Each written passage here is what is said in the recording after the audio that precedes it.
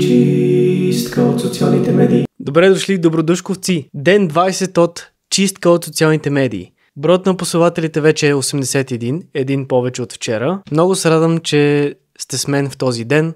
Днес ще е малко по-различен епизод, понеже искам да го пробвам по този начин. Аз ви влизам малко пред свършен факт.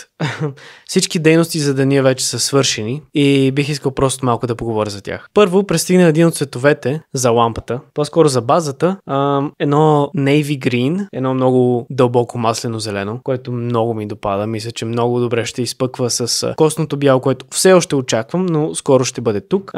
Него го принтирах и сега ще пусна някъде на екрана един таймлапс, докато говоря, да не се разсейвате. И да, с този цвят очаквам и още 3 или 4 цвята, които са още така, които са също така наситени и маслени, колкото и това е. И за Хъксли стигнах до 11 глава, историята се развива, усещам, че ще стане нещо много зрелищно и нещо много драматично, обаче може би това са някакви мои опасения, не знам дали ще бъдат оправдани.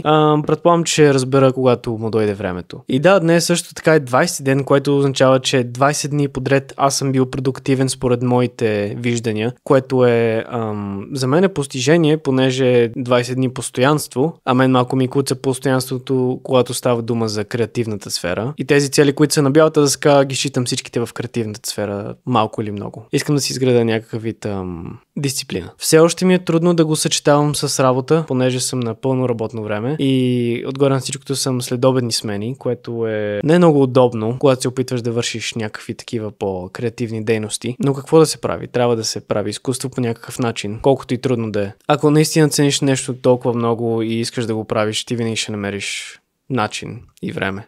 Поне аз съм на такова мнение. Ако трябва да съм напълно искрен, съм доста изморен.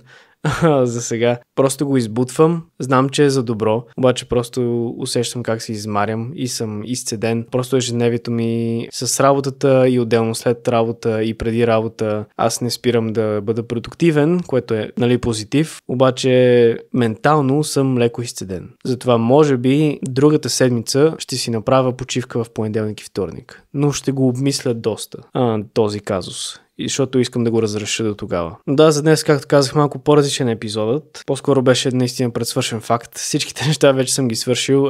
Четох книга, поправих дизайна малко. Още не съм нащракал снимки на картината, между другото. Трябва да го направя, може би това утре ще се пробвам. И всъщност предстои дни, в които трябва да се фокусирам върху 2 или 3 по-миниатюрни работи за едно събитие, което ще споделя, когато му дойде времето. Но да, очаквайте, ще споделя на моя арт акаунт едно събитие, в което съм поканен да участвам. Така че си наблюдавайте сторицата. Но да, след като дойде това бяло, косно бяло, което ще финализира видът на самата лампа, ще се преместя веднага към прави изкуство. А логистиките за самата лампа, за нейната евентуална продажба ще дойде след това.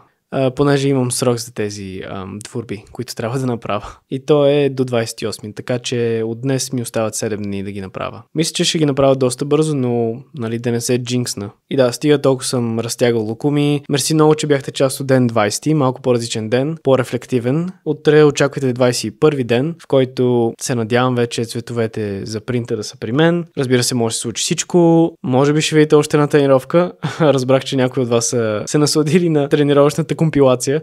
Затова може би ще направя утре още една и ще се фокусирам върху опитът ми да държа планк. Това са неща, с които трябва да се справя Денис от утре. Денис от днес ви каза лека нощ. Настъпи времето ми за лягане. Аз ще ви оставя с моето послание, което обичам да казвам на края на тези видеа. Стойте продуктивни и ще ви видя доскоро. Добродушковци. И цунки. Да, все забравям, че лампата всъщност свети, след като се зареди. Затова ето малко футич след записа. Може би трябва да поработи малко с този ефект. Но да, стига за сега. Чао, чао!